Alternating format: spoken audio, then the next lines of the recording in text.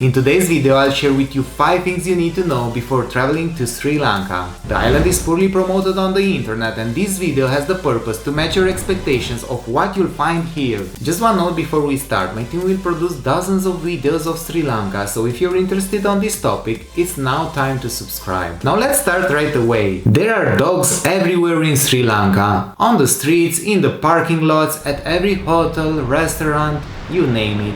The best part is they are harmful, kind and playful. They are always happy to see you and devoted to follow you. An estimated 3 million dogs on an island 3.7 times smaller than the UK. We had a lot of fun with them and sometimes they accompanied us all day long. Laura had some huge success. Sometimes 5-6 dogs were following her.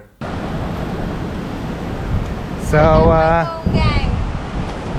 I'm never ever alone. I can understand them. You had this effect on me also. I'm not kidding. Laura just passed the road and the dogs followed her.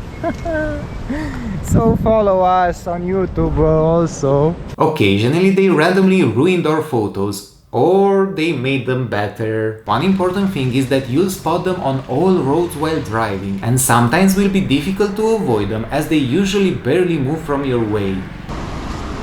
It's part of our gang. In Sri Lanka, we always choose Uber or Pick Me applications. An intriguing fact is that you can choose to be picked by a tuk-tuk via Uber application. Hello! We had so much adrenaline riding these tuk-tuks in Colombo and other parts of Sri Lanka. We are riding the tuk-tuk here in Colombo. The tuk-tuks are an easy way to travel in Colombo. The small inconvenience is that you need to choose cash when you call for a tuk-tuk, as they usually will decline your journey if not. We sometimes took the tuk-tuk directly from the streets, but prices are usually at least double. Also a small tip, they usually say they don't have change to give you back, so either have small change at you or just be generous, as the rides usually range between $50 and $1. I can tell you honestly that this is the best means of transportation for short distances, and it is pretty fun too. Before coming to Sri Lanka, we were always watching the weather forecast and it was always showing rain. We switched between multiple journeys so that we will have the perfect weather conditions, but finally decided to go all in with our initial plan of visiting the south of Sri Lanka, and if by chance the weather would be bad, we'll adjust our plans accordingly. I need to tell you, besides some few night storms that just affected Laura's sleep and couple of showers of less than 15 minutes, it didn't rain at all. It was sometimes cloudy, but at 35 degrees Celsius it was a blessing. We are very lucky because it's off season and the weather is perfect. It's our 5th day here and we had 2 or 3 rounds of rain, mostly in the night, but look at this weather in the off season, it's perfect. And the secret is that it's nobody, no tourists, no nothing. We have a large villa all for ourselves because there are no tourists. So let's enjoy it. Empty. This is Villa Atulia. No one. Empty. Just for ourselves.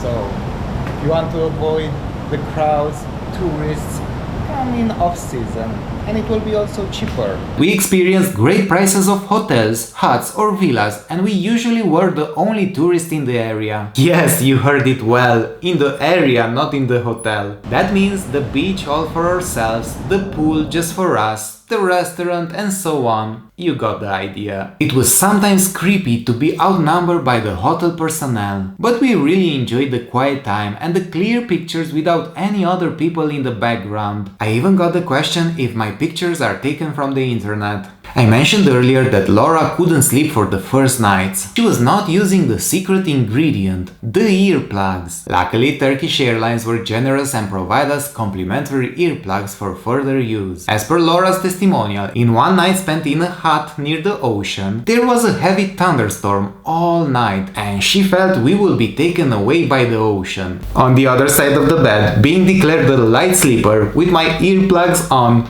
I slept like a baby. After pulling some all-nighters, finally Laura decided to use earplugs, and we slept happily ever after. Here is pretty simple, as they have one rule and one rule only. They don't have rules. I have never seen such chaos on the roads as in Colombo, and I've been to cities such as Bangkok or Manila. They use the horn more often than the car indicators, and I learned that the most courageous get first in the intersection. There are plenty of animals on the road everywhere, especially outside the big cities, to which you'll need to pay extra attention. For the fuel, you receive a QR code that you'll need to show to the gas station, not passing a total of 40 liters per week. We rented the car, but only when we left Colombo. We chose an automatic car to ease our life, as in Sri Lanka they drive like in UK, on the left side. I recommend you to use the express roads as much as possible, because there I saw a tendency that people are respecting the rules. On these roads you can go with a speed limit of 110 km per hour, and there are no tuk-tuks or other slow vehicles allowed. There are also tolls, but prices range between $50 to $2. We saw a lot of videos with YouTubers saying they've been stopped by police, but we were never stopped by them. We saw a lot of police indeed, but they always had other business to do. One Uber driver was telling us that the police don't target tourists. We drove around 1000 kilometers in 10 days, luckily without a scratch, and it was one of the most adrenaline activities we've done in Sri Lanka. Even though driving in Sri Lanka was the most challenging, I'll do it over again. If you want to know more details of how it feels to drive a car in Sri Lanka, how's the traffic, what it takes to rent a car, and what permits you need, let me know in the comment section below and I'll make a dedicated video for it. Also subscribe to my channel, as I am just getting started in uploading videos of Sri Lanka. Can't wait to share with you my itinerary and all the bucket list adventures we've experienced. That's it for now, we'll see you in the next one.